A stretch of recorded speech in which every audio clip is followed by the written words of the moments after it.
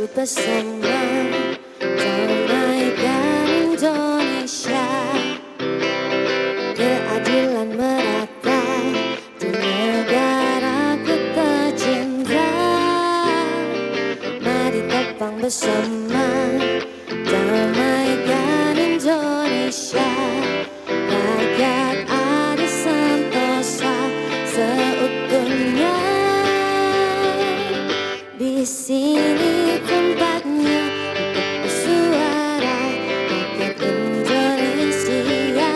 Di sini ruangnya solusi bersama hukum di tengah kita.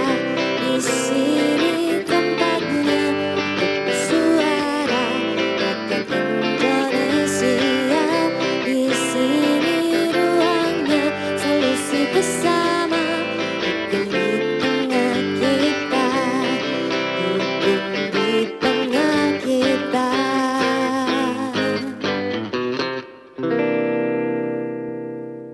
Ya, Mas Pulung, ini hukum di tengah kita kali ini akan mengangkat pro kontra.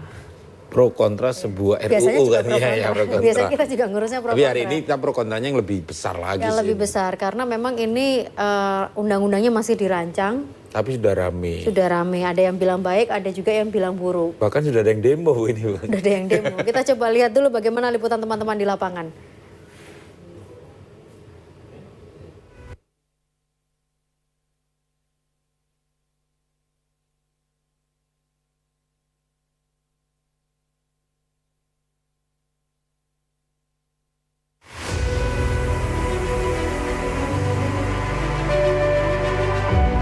Ratusan tenaga kesehatan atau nakes dari berbagai organisasi profesi menggeruduk gedung DPRD Jawa Timur pada 8 Mei 2023 kemarin.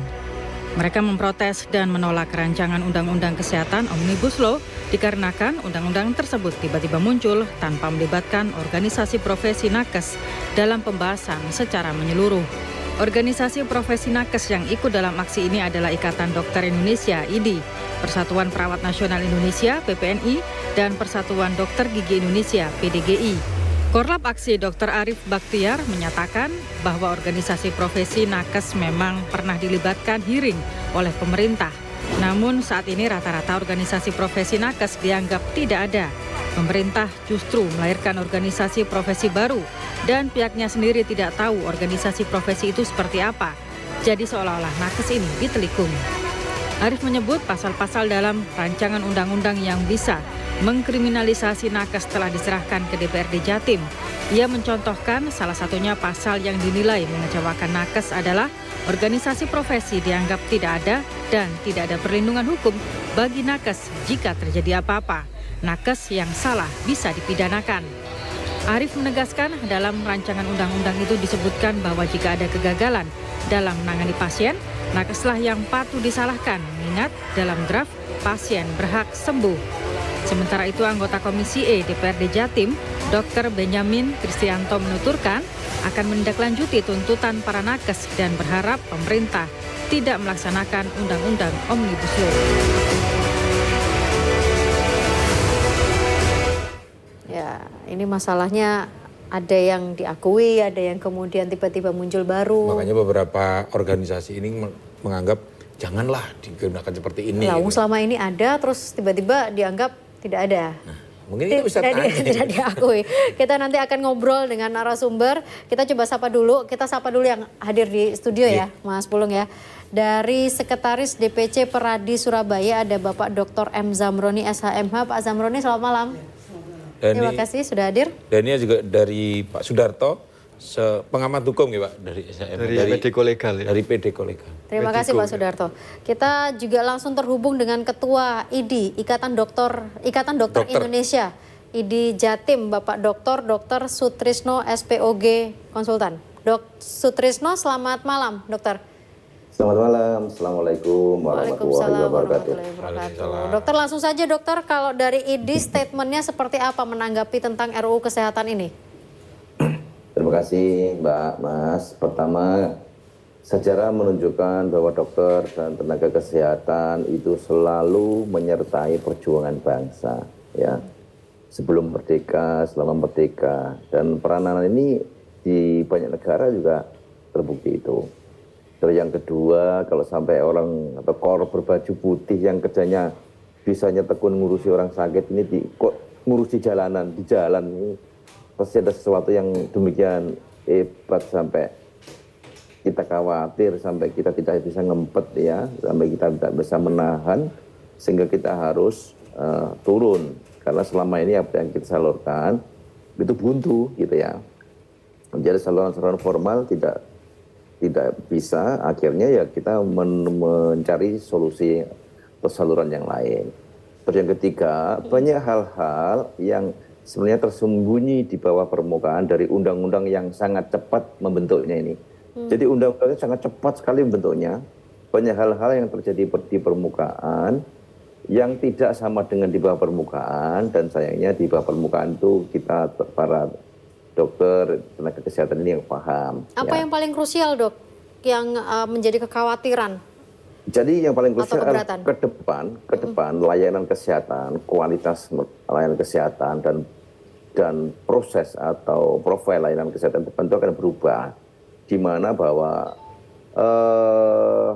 nanti yang pertama Kementerian Kesehatan akan sangat menjadi pelaku tunggal atau menjadi dominan atau menjadi bahkan memegang semua otoritas dan kesehatan, di mana di sini termasuk etik, termasuk pengembangan pendidikan, termasuk memproduksi dokter sendiri dengan caranya yang disebut hospital base, dengan mempertaruhkan kualitas ya. Dan yang jelas nanti pada hasil akhirnya keselamatan pasien, keselamatan masyarakat itu yang menjadi taruhan.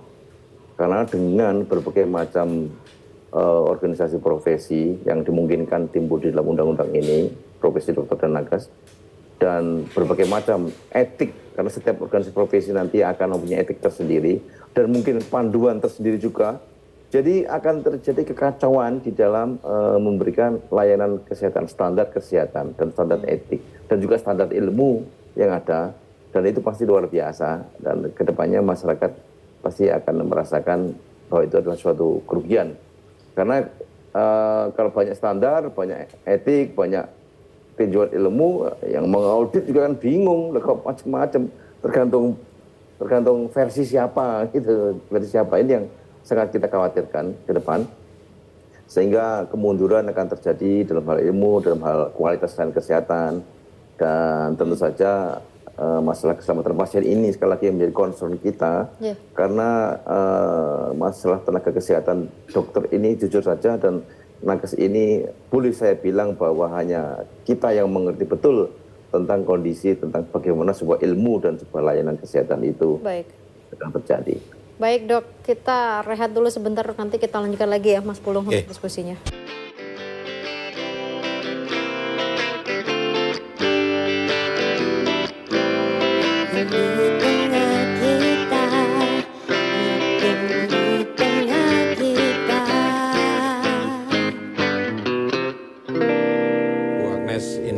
Segmen 2 ini kita kedatangan satu tamu lagi sih sebenarnya. Ada yang bisa menambahkan. Menambah khasanah lah gitu ya. Kita langsung sapa saja anggota Komisi E DPRD Jawa Timur, Dr. Benyamin Kristianto Mars. Dr. Benyamin, selamat malam. Selamat malam Mbak Anes, Pak Pulung. Selamat malam semua penonton JTV yang kita cintai. Tadi kita sudah mendengar ya, keberatan dari ID seperti apa secara poin utamanya.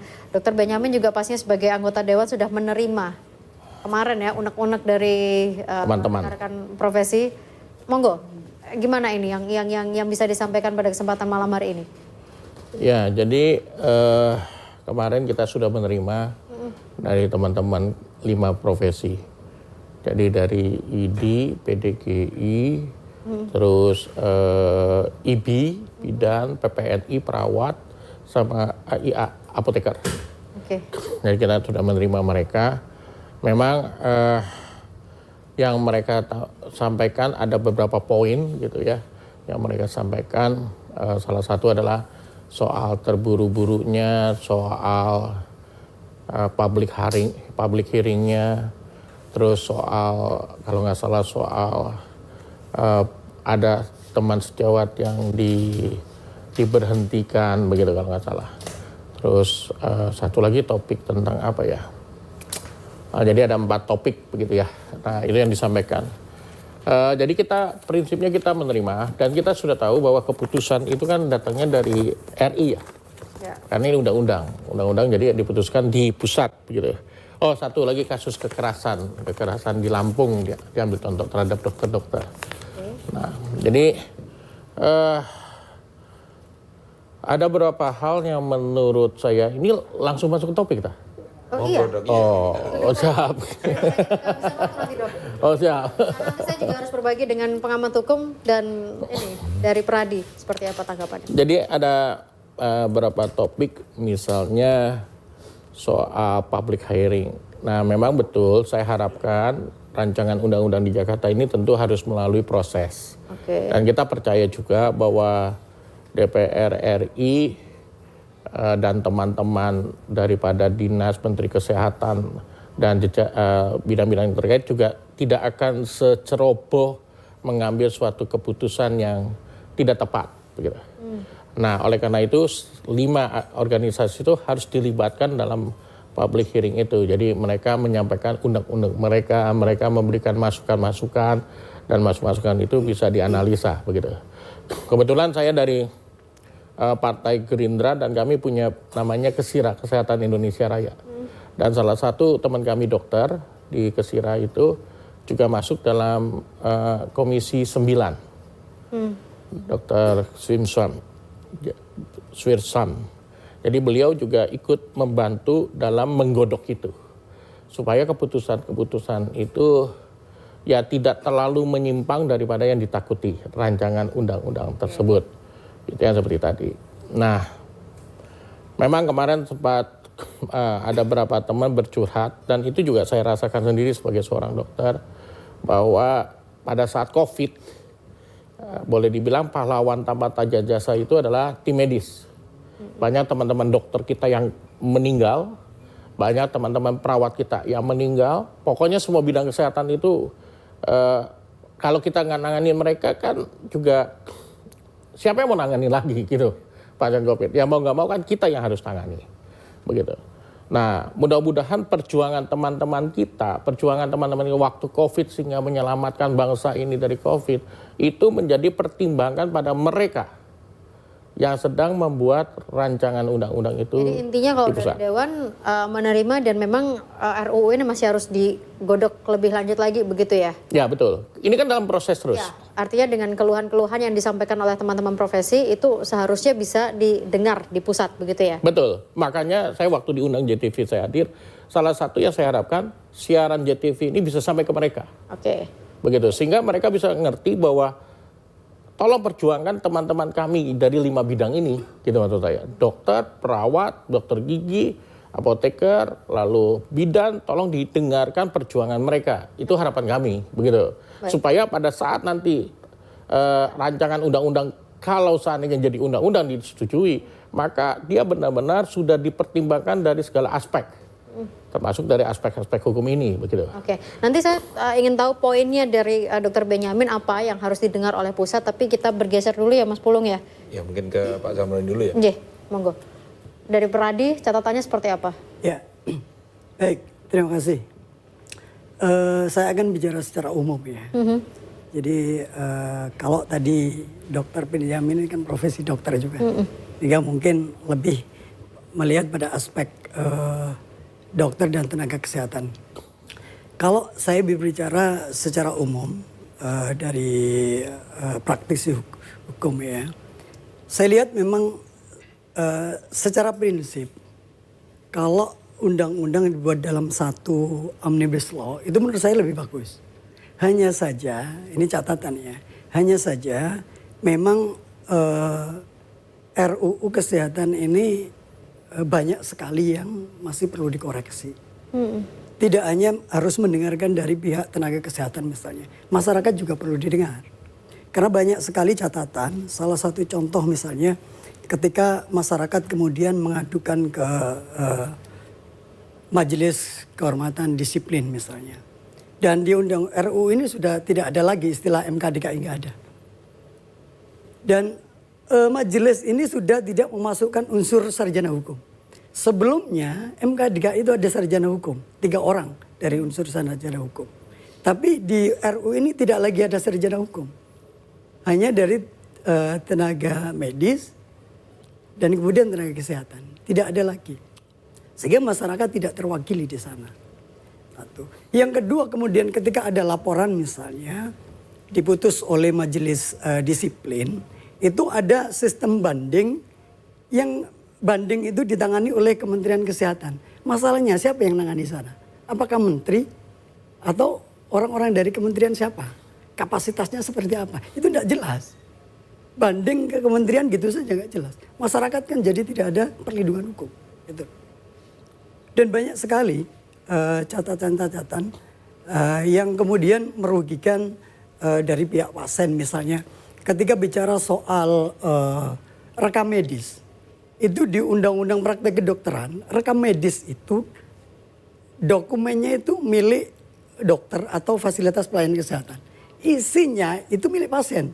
Di RU yang baru tidak ada, yang milik pasien tidak ada. Cuma disebutkan dokumen rekam medis milik rumah sakit. Tapi isinya tidak disebutkan. Ini kan merugikan. Padahal sebelumnya disebutkan rekam medis isinya itu milik pasien. Sehingga pasien punya akses penuh. Dia punya rasa memiliki terhadap dokumen itu. Itu dibuang. Jadi banyak sekali terjadi. Makanya secara prinsip menurut kami memang lebih bagus ketika salah satu sektor, misalnya sektor kesehatan jadi satu. Menurut saya lebih bagus agar tidak terpecah-pecah. Tetapi jangan kemudian dibuat kacau seperti ini. Banyak sekali yang tidak jelas. Soal misalnya hal yang paling krusial di peraturan undang-undang itu adalah definisi. Definisi yang ada di peraturan perundang-undangan sebelumnya, misalnya undang-undang praktek kedokteran, undang-undang keperawatan, undang-undang kebidanan, itu hilang semua. Sehingga tidak jelas perawat itu siapa, nggak ada definisinya. Bidan itu siapa, nggak ada definisinya. Oke. Hanya disebutkan bahwa tenaga kesehatan itu lulusan perguruan tinggi, gitu saja.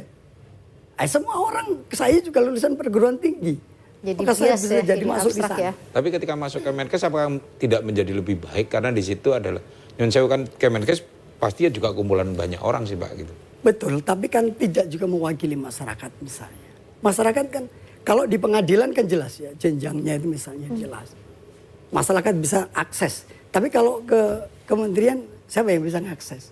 Nggak bisa, nanti muncul putusan. Bisa saja nanti akhirnya jadi dagang sapi di sana misalnya. Oke, baik Pak Zamroni. Kekhawatirannya adalah terkait dengan akses juga ya. Betul. Untuk bisa dilakukan oleh masyarakat. Kalau dari Pak Sudarto, catatannya seperti apa? Ya, yang pertama terkait dengan omnibus itu omnibus law itu sendiri ya. Itu yang pertama. Ini kan pemerintah atau negara ya baru saja mengeluarkan omnibus law. Ya. Sesuai dengan Perpu nomor 2 tahun 2022 yang kemudian juga disahkan menjadi Undang-Undang nomor 6 tahun 2023. Nah, di dalam omnibus law ini itu sebenarnya sudah dilakukan perubahan-perubahan ya, yang terkait dengan masalah kesehatan. Di sana ada undang-undang tentang rumah sakit dan ada undang-undang tentang kesehatan. Itu sudah dirubah di dalam omnibus law. Ya, baru saja itu dirubah, bahkan undang-undangnya masih tahun 2023. Tapi kemudian menjadi aneh ya. Undang-undang kesehatan yang baru saja dirubah melalui omnibus law, kemudian dirubah lagi ada RUU yang namanya RUU tentang kesehatan. Ya. Nah, ini kan menjadi kok barusan dirubah, kenapa kemudian muncul lagi? Kalau mau efisiensi kenapa nggak sekalian dirubah pada waktu itu? Nah, ini. Nah, kemudian terkait dengan RUU kesehatan, ya, saya melihatnya, ya saya ambil naskah dari ini ya, dari websitenya dprri.go.id. Di sana memang namanya RUU kesehatan. Dan saya lihat isinya itu lebih banyak merubah undang-undang tentang kesehatan sebelumnya.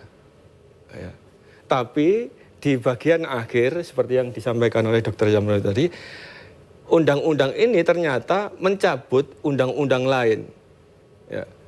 termasuk undang-undang rumah sakit, undang-undang kesehatan itu sendiri, undang-undang tentang praktek dokter, undang-undang tentang kebidanan, undang-undang tentang keperawatan.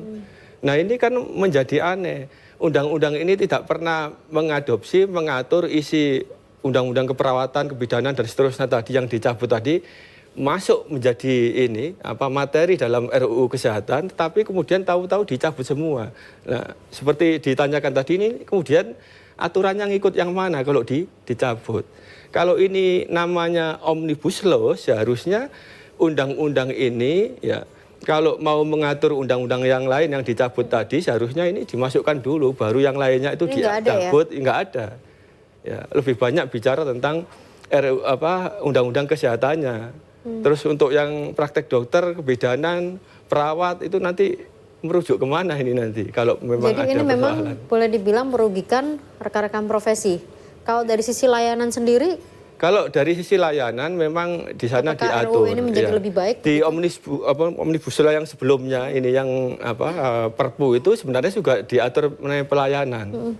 Cuman di sini memang ada pelimpahan atau peralihan ini ya, pembuat kebijakan atau pembuat aturan, di mana yang sebelumnya itu lebih banyak diberikan kepada menteri, kemudian itu dialihkan kepada pemerintah melalui peraturan pemerintah.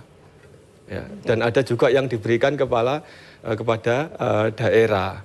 Nah di RUU ini memang juga menyebutkan ada kewenangan-kewenangan yang diberikan kepada daerah. Ya. Nah, kalau kita bicara daerah itu kan biasanya bicara tentang otonomi daerah. Mestinya kalau ini dikatakan Omnibus Law, seharusnya di dalam RUU Kesehatan ini mengubah atau memberikan kewenangan kepada pemerintah daerah ya terkait dengan masalah kesehatan. Tapi ini kan nggak dilakukan seperti itu. Tahu-tahu hanya ngasih satu pasal, tapi itu pun tidak jelas juga. Gitu. Oke, ada banyak catatan ternyata. Nanti kita coba bedah lagi. Nanti juga masih bersama dengan Ketua ID Jatim di line Zoom ya. Kami kembali saat lagi.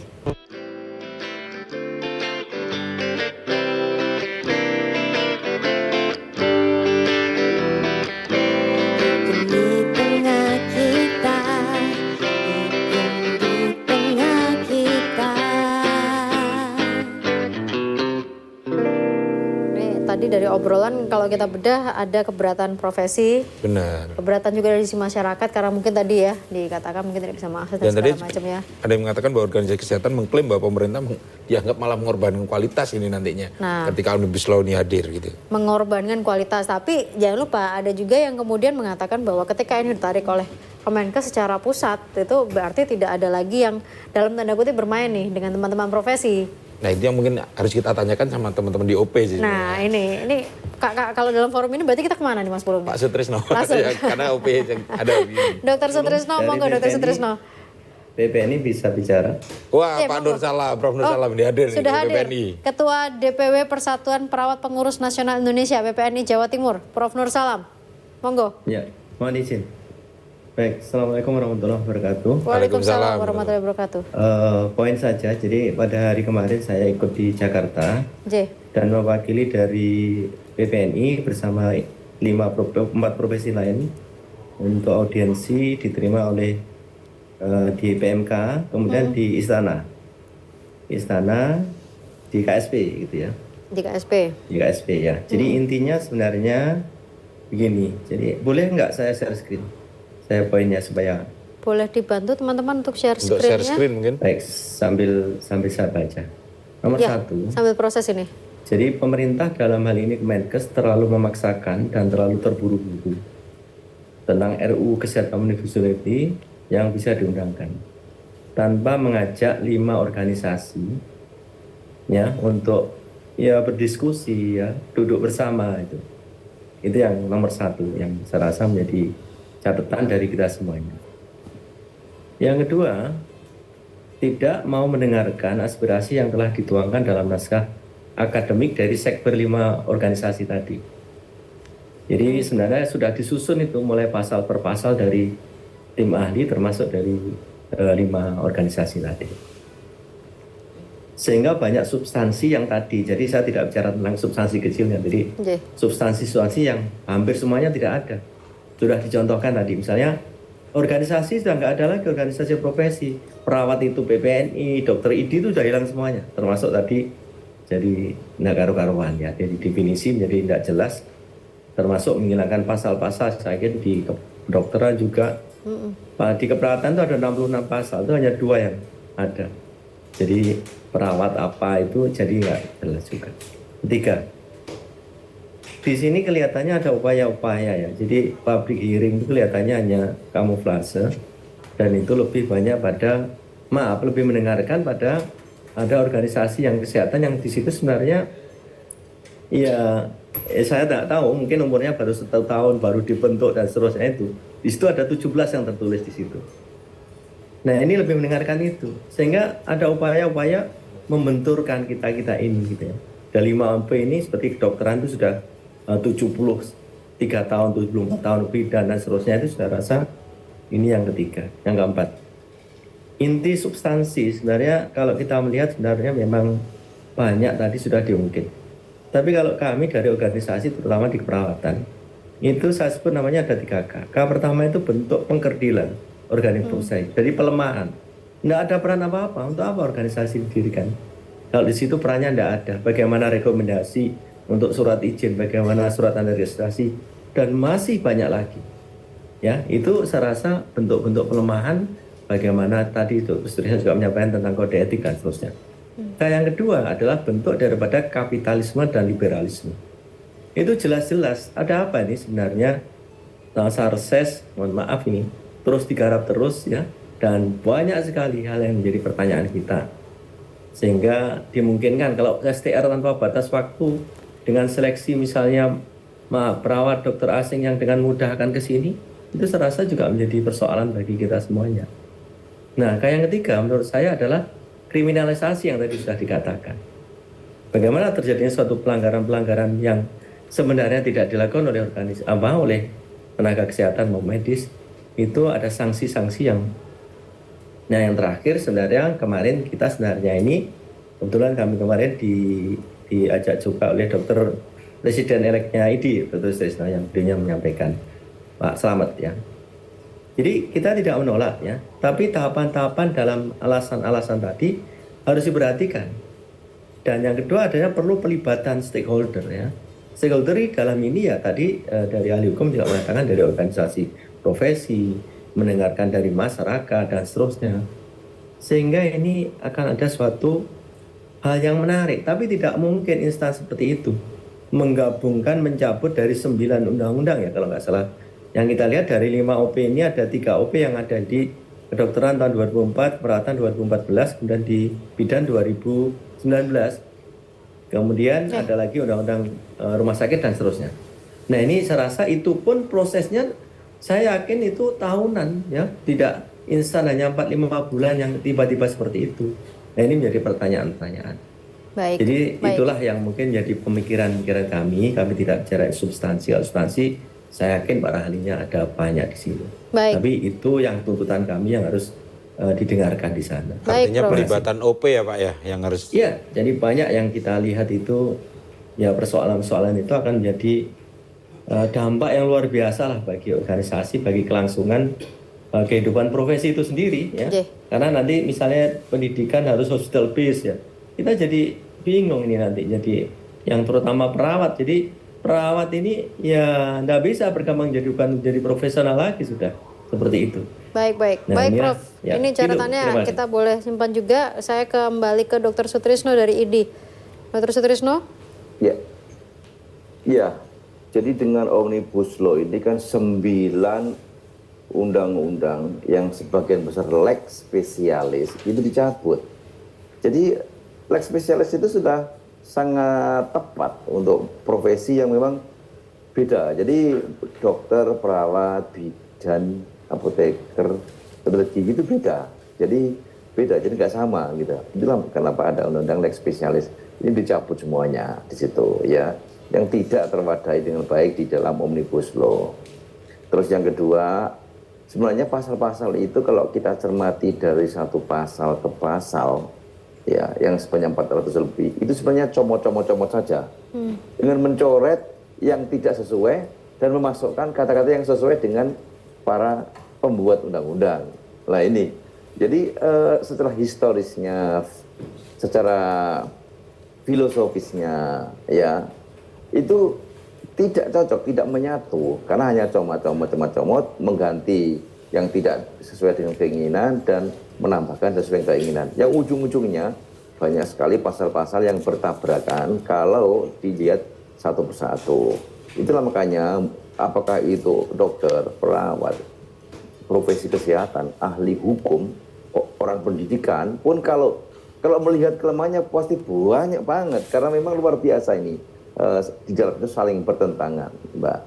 Makanya kenapa kita katakan kita tidak menolak, silakan kewajiban legislatif dan eksekutif untuk membuat undang-undang, itu kewajiban, ada jaminan undang-undangnya, tetapi sekali lagi bahwa produk yang dihasilkan itu adalah produk-produk yang berkualitas, yang bagus, yang betul-betul untuk menjamin kelangsungan hidup, harkat, martabat, kesehatan, daya tahan bangsa dan negara ini ke depan. Gitu.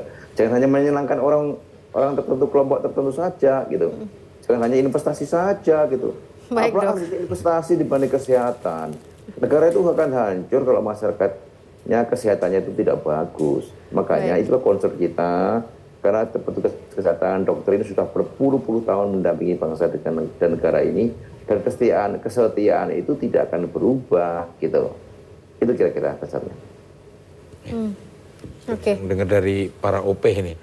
Tapi yang jarang sekali kita lihat dampaknya pada masyarakat seperti apa sih gitu. Karena kan mungkin masyarakat juga melihatnya, ini kan yang ribut kan profesi aja nih. Jangan-jangan emang selama ini mungkin kalau masyarakat awam nih ya, mohon maaf sebelumnya teman-teman OP, mungkin juga ada yang menganggap, oh ini jangan-jangan kalau ditarik ke pusat, jangan-jangan teman-teman OP nih yang dalam tanda kutip ada porsi yang hilang begitu kan, secara orang awam begitu. Tapi sebelum itu nanti dijawab oleh teman-teman OP.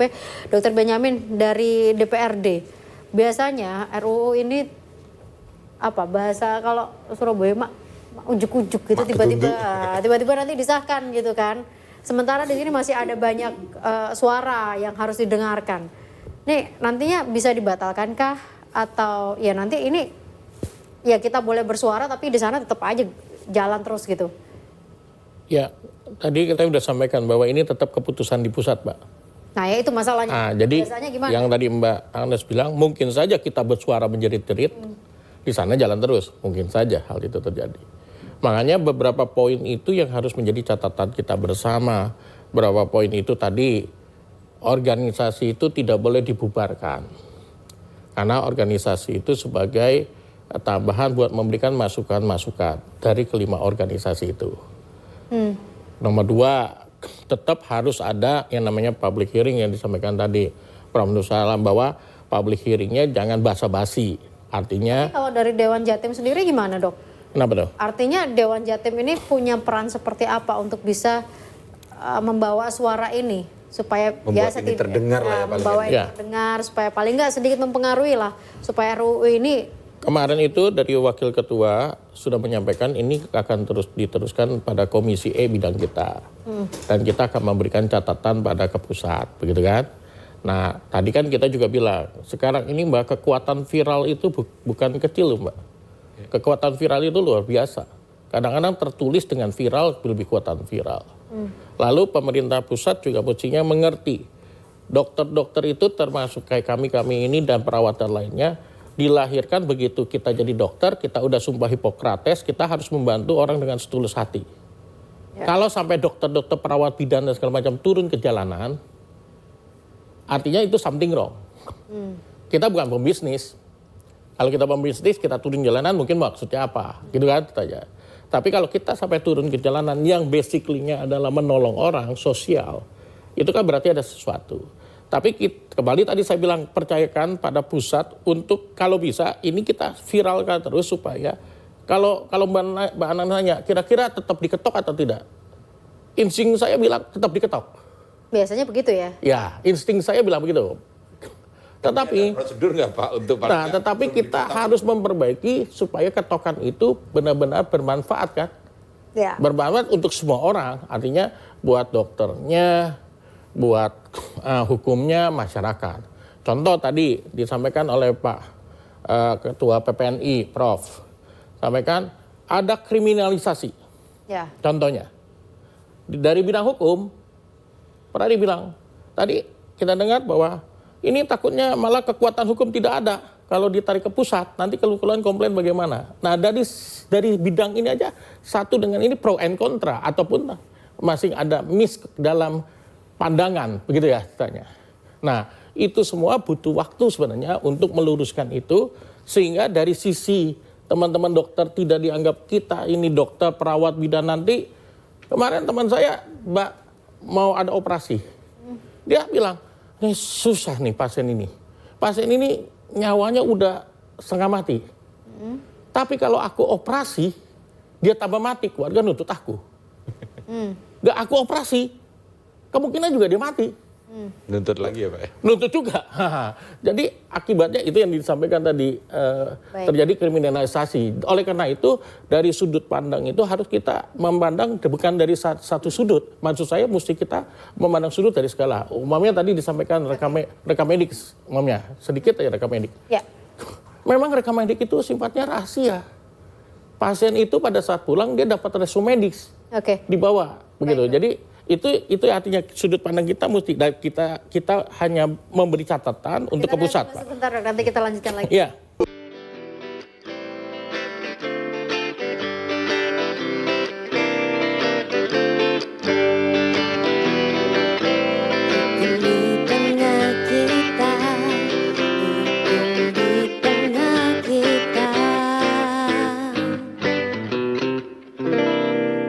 Ini kalau acara ini dilihat oleh masyarakat, saya takutnya masyarakat jadi bingung. Ini saya di mana nantinya gitu loh. Nah ini makanya mau kita coba perjelas. Karena kan dari tadi kan mungkin dari profesi yang memang paham ya kondisi dari RUU ini. Karena memang poin-poinnya lebih banyak mengacu kepada teman-teman profesi. Kalau dari sisi masyarakat, ini sebagai orang awam nggak tadi saya bilang, bingung.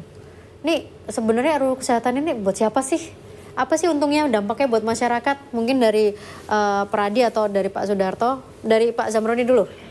Bisa membantu menjelaskan posisi masyarakatnya gimana? Oke, baik. Pertama sebenarnya setiap regulasi, aturan undang-undang, itu kan ada asas manfaat yang berimbang. Perlindungan hukum juga berimbang. Artinya misalnya kalau undang-undang praktek kedokteran, yang melindungi dokter, melindungi pasien. Rumah sakit juga begitu, melindungi rumah sakit, melindungi pasien. Itu harus berimbang. Nah ketika tidak ada perimbangan, ada yang salah di sana. Saya belum terlalu dalam melihat ketimpangan, tapi yang jelas, kalau kita bicara secara umum ya, undang-undang itu kan produk politik. Makanya tadi disampaikan tenaga kesehatan, semua OP tenaga kesehatan, mau demo tiap hari. Ketika kemudian itu mempush produk politik, kita tahu ada sesuatu yang sepertinya ada sadawah ya. Karena biasa produk politik itu hanya orang tertentu saja. Kemarin viral pimpinan di Komisi 3 bilang, ini kalau mau undang-undang ini jalan, telepon saja sih ini, kan begitu. Artinya kita sebenarnya pengen berharap dengan orang-orang seperti orang dari profesi Pak Benyamin yang dokter. Tapi saya yakin, mohon maaf, saya yakin juga tidak punya kuasa untuk sampai kepada menghentikan atau mengubah atau ikut mewarnai. Karena ini sudah by design dan ada permintaan begitu. Ada permintaan terutama mungkin biasanya dari kapitalis saja. Dari pebisnis, pengusaha yang pengen masuk di sektor kesehatan. Nah kemudian dia tinggal pesan saja kepada partai politik misalnya yang berkuasa dan sebagainya. Saya pesan yang sebegini, dia bikin. Nah ini yang harus mulai kita kita bersama pikirkan. Baik Mas Zamroni. Sebelum ke Pak Sudarto, Mas Pulung ada ternyata catatan? Ada WhatsApp dari warga ini ya. Undang-undang yang mengatur profesi kesehatan penting, tapi jangan lupa lindungi pasien juga. Misal ada malpraktek yang kudu bisa diusut selama... Ya kudu bisa diusut. Ya kudu bisa diusut. Selama ini seperti kebal hukum dari Mbak Wiwin di Surabaya. Ini kan sebenarnya yang menjadi masalah kita dari tadi. Masyarakat kalau lihat acara ini, sebenarnya mereka akan berada di mana gitu. Akan menjadi lebih baik atau menjadi lebih buruk gitu ya. Itu dia, karena masyarakat anggapnya ini kayaknya profesi lagi ribut sendiri gitu kan. Saya mau berobat kemana nih? Mungkin Pak Sudarto bisa membantu menjelaskan ini terkait dengan RUU Kesehatan untuk masyarakat. Iya, terima kasih. Yang pertama, kalau kita bicara tentang kesehatan atau sehat, sebenarnya secara konstitusional ya itu ada di dalam Undang-Undang Dasar kita bahwa sehat itu adalah hak setiap orang atau hak warga negara. Karena itu hak, maka kemudian pemerintah memiliki kewajiban ya, untuk bagaimana caranya agar bangsa ini menjadi bangsa yang sehat baik lahir maupun batin. Maka dibuatlah undang-undang tentang kesehatan. Nah, di dalam undang-undang kesehatan, undang-undang rumah sakit dan di antara dua itu ya, di antara itu sebenarnya sudah menyebutkan bahwa di sana diatur mengenai hak setiap orang atau hak masyarakat. Ya, mereka berhak untuk mendapatkan pelayanan kesehatan, informasi, bahkan juga untuk mengajukan gugatan ya, terhadap praktek-praktek yang kalau itu memang dianggap sebuah kesalahan ya. Kalau memang nggak terbukti ya nggak masalah, tapi kalau itu memang dianggap sebuah kesalahan bisa masyarakat itu menuntut itu. Itu sebenarnya ada di dalam undang-undang yang ada. Nah, saya lihat di rancangan undang-undang ini itu juga ada sebenarnya hak terkait itu, ya, hak setiap orang ya, untuk mengakses informasi, mendapatkan pelayanan, termasuk di situ disebutkan hak untuk mengajukan gugatan ganti rugi itu ada sebenarnya. Nah, di luar itu biasanya juga kan masyarakat selalu menggunakan aturan-aturan lain, termasuk misalnya pakai undang-undang konsumen ya untuk mempersoalkan hal-hal yang terkait dengan pelayanan itu. Ya. Jadi undang-undang lain biasanya yang digunakan juga ada terkait dengan masalah hukum pidana itu yang sering digunakan. Itu kalau kita bicara tentang hak masyarakat atau hak setiap orang sebenarnya ada di sana. Cuman kan masalahnya apakah itu kemudian diketahui oleh setiap orang. Itu yang masih harus diviralkan lagi berarti ya. Karena kalau kata Dr. Benyamin semua tuh harus viral kayaknya sekarang ya. Ada catatan lagi Mas Pulung? Ada Mbak, dari Pak Roni di Gresik. Katanya Indonesia kekurangan dokter spesialis. Rancangan undang-undang kesehatan ini ingin agar dokter spesialis semakin banyak. Kenapa sepertinya sulit didapatkan dokter spesialis ya. Kemudian ada lagi katanya STR bayarnya mahal, kalau bisa jangan dimonopoli lah, kasihan nakes dari Mas Ahmad di Probolinggo. Nah, ini bicara soal monopoli ini berarti dari yang harus menjawab OP. Yang paling gaul. Karena memang dari masyarakat awam khawatirnya ngelihatnya ini janjian cuma masalah rebutan kue nih ketika ditarik ke pusat gitu. Ngapunten sebelumnya mungkin dari IDI atau dari Prof. Nur Salam dulu. Di dalam undang-undang yang ada itu kalau ada masalah komplain pada pasien atau masyarakat itu sudah sangat jelas, sudah sangat-sangat jelas apakah itu undang-undang praktek kedokteran, undang-undang rumah sakit, undang-undang tentang perawat, tentang bidan, itu sangat-sangat jelas, sangat clear, ada etik, ada pidana, ada perdata, sangat jelas. Sekarang di dalam Omnibus Law ini sangat tidak jelas, ya sangat tidak jelas, kabur. Nanti memang mengatakan, oh ya nanti bisa diatur dengan PP, ini bisa diatur dengan Permenkes, ya itu nanti apa yang terjadi kita belum tahu. Tapi dari undang-undang yang ada belum jelas. Dibanding dengan undang-undang praktek kedokteran, tentang perawat, tentang nakes, tentang bidan jauh. Undang-undang yang ada itu sudah selek spesialis. Sehingga kalau ada masalah itu sangat jelas. Dan organisasi OP, terutama ID, kami sangat keras pada anggota. Jangan heran kalau anggota yang menyimpang kita pecat, banyak yang kita pecat. Jangan dikira terus ID terus membela anggotanya, tidak. Justru kita sangat keras. Jadi kalau ada dokter yang prakteknya menyimpang gitu ya, tidak sesuai dengan kaidah ilmu, kita adili. Kalau terkait sertifikasi gimana, Dok? Kalau apa? Kalau terkait dengan sertifikasi? Nah, ini yang di framing. Sebenarnya sangat murah untuk mendapatkan STR, hanya 300.000. Nah, yang di framing itu kan, oh ini bayar. Padahal itu adalah iuran sebuah organisasi. Dokter umum cuma 50.000 tiap bulan. Dokter spesialis cuma 100.000 tiap bulan untuk organisasi sebagai anggota. Sekarang kelompok organisasi apa saja yang nggak bayar siapa? Yang gratisan. Bahkan arisan aja juga bayar, ya kan? Berarti Entah ini itu untuk menepis makan, istilah minum, monopoli ya dok ya? Ya, itu tidak ada lagi tidak ada lah. monopoli. Jadi STR itu yang mengeluarkan adalah KKI, bayarnya 300 ribuan ya, sekian. Itu KKI itu kan ya pemerintah langsung ke rekening negara. Sedangkan yang iuran anggota ya ke ID dan PPNI dan manalah anggotanya. Kan normal. Dan dokter bayar 50 ribu tiap bulan apa masa mahal? Di mana mahalnya?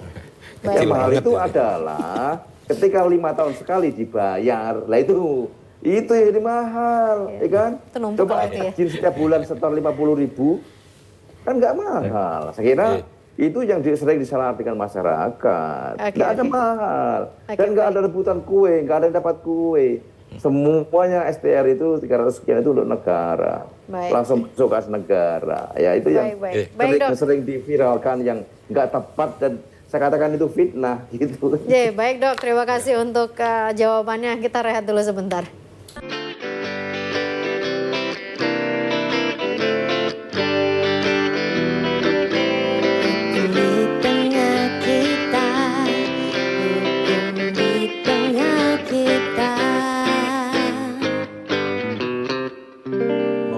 Ini seakan kita kekurangan waktu. Loh jelas, kalau nggak kekurangan waktu, ini sudah disahkan Mas seharusnya ya. Dan ini kita cuma punya 5 menit nih Bu di segmen terakhir. Ini aja panjang gitu. Kita langsung ke Prof. Nur Salam ya, dari DPW PPNI Jatim. Prof. Terima kasih. Monggo, secara singkat Prof. Ya, jadi sebenarnya kita ini kalau ada kekurangan-kekurangan dalam undang-undang, misalnya undang-undang kedokteran, undang-undang perawatan, undang-undang pidana, kita ini jangan model membumi hanguskan gitu ya. Ayo kita koreksi, ayo kita revisi, ayo kita buat suatu aturan-aturan. Katakanlah terkait tentang STR yang mungkin katanya persepsi seperti itu, terkait dengan dokter spesialis. Misalnya di keperawatan juga seperti itu. Tapi harusnya kan bukan berarti memusnahkan itu. Jangan sampai kita karena ahli nuklir ya, bom semuanya saja gitu. Itu sindiran kita seperti itu. Nah ini saya rasa menjadi perenungan bagi kita. Betul, di STR perawat itu Pak Pulung itu cuma berapa? 25 atau 125. Itu pun dibayarkan di pusat. Nah ini itu kan suatu bentuk-bentuk yang apa yang saya rasa dirasakan ini. Ya ini itu saja mungkin dari saya. Jadi kalau ada kekurangan-kekurangan dan lain sebagainya, ayo duduk bersama. Ayo kita diskusikan. Jangan seperti ini. Waktunya duduk bersama ya Prof ya. Iya, tidak lagi kita bawa bom nuklir mentang-mentang Prof. Baik Prof, terima kasih banyak. Saya kembali ke ini dulu, siapa Pak Sudarto. Ini secara singkat Pak. Singkat Pak Sudarto, singkat banget, singkat. Ya, Omnibus Law itu kan sebuah metode untuk mengubah sebuah undang-undang. Satu undang-undang bisa mengubah banyak undang-undang. Meskipun seperti ini nggak boleh kemudian sembrono. Justru dengan seperti itu harus hati-hati. Ya, saya sepakat tadi dengan yang disampaikan tadi, undang-undang yang tadi dicabut itu seharusnya dicari dulu sih kelemahannya apa. Itu yang kemudian diperbaiki dalam Omnibus Law. Bukan langsung kemudian dihapus begitu. Teorinya begitu, prakteknya aja yang kayaknya kemana-mana gitu. Pak Zamroni? Ya, secara prinsip sebenarnya kami praktisi lebih nyaman ketika undang-undang itu dikumpulkan jadi satu. Artinya tidak terpisah-pisah dalam satu sektor. Hanya saja memang harus dibuat secara bagus. Ini kan dibuat serampangan gitu. Sehingga banyak titik lemahnya. Baik. Tujuannya baik tapi jangan semua. Nah, jangan serampangan. Terakhir ya. Kenapa terakhir ke Dr. Benyamin? Karena kepada Anda lah kami menitipkan suara. Kan jadi Omnibus Law tadi udah disampaikan nama hukum. Sebenarnya tujuannya baik. Saya kemarin waktu rapat di DPRD itu waktu menerima teman-teman saya sudah sampaikan. Jangan tujuan baik akhirnya kebablasan. Untuk supaya tidak sampai kebablasan itu makanya sebenarnya setiap organisasi ini dilibatkan dan bukan hanya dilibatkan secara notulen catatan aja, artinya hadir tanda tangan, bukan begitu. Tetapi semua yang disampaikan bisa memberikan masukan-masukan positif seperti tadi disampaikan juga. Yang negatif buang, yang positif diambil. Begitu kan ditanya. Sehingga bila Omnibus Law itu ditandatangani, disetujui, benar-benar dia sudah menjadi suatu regulasi yang tepat. Oke. Dok, dari Jatim ada yang berangkat ke pusat untuk mengawal ini? Kita tinggal tunggu perintah, Mbak. Oh iya. Tinggal tunggu perintah. Kan ini sekarang lagi digodokkan, Mbak. Lagi komisi kita kan ke sana gitu. Tapi beberapa berapa yang disampaikan kayak tadi soal catatan kriminalisasi itu disampaikan Prof, sudah disampaikan. Ya, tenaga asing yang masuk tetap harus adaptasi. Tapi Putri dorong. Jadi tidak boleh sekonyong-konyong tenaga asing masuk ke sini. Dorong untuk bisa disampaikan di sana. Sudah disampaikan, cuman apakah dorongan dan catatan notulen itu dipercayakan atau tidak? Itu kan masalahnya. Nah, hanya dorong bro, dikawal. Ya, nanti kalau perlu dikawal kayak tadi perintah kita berangkat. Gitu. Kalau nggak salah tanggal 15, 16, 17 Komisi E berangkat ke sana, Pak. Oke, berarti kita tunggu nanti minggu depan ya kabar dari Dr. Benyamin, teman-teman dari Komisi E. Ya, jadwal udah ke sana, Pak. Ya. Baik, gitu Mas Pulung, kita terima kasih dulu buat para narasumber yang sudah hadir, Ketua ID Jatim, kemudian Sutresno, kemudian Prof. Nur Salam juga yang ini hadir. Dan siapa nih? Pada Pak Zamroni, kemudian ada Pak Sudarto, dan jelas ada Dr. Benyamin. Kita nanti kawal, kita pengen tahu karena biar bagaimanapun ujung dari kesehatan adalah terlihat ketika memberikan pelayanan maksimal kepada masyarakat. Jadi yang merasakan masyarakat. Jadi mau pro kontra kayak apa? Jadi lebih baik. Nah itu dia. Kita ketemu lain kesempatan.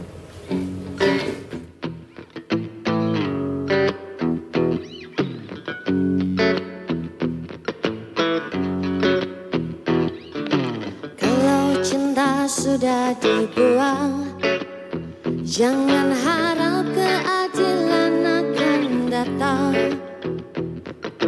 Kesedihan hanya tontonan bagi mereka yang diperkuda jabatan. Oh ya, oh ya, oh ya bongkar. Oh ya, oh ya, oh ya bongkar.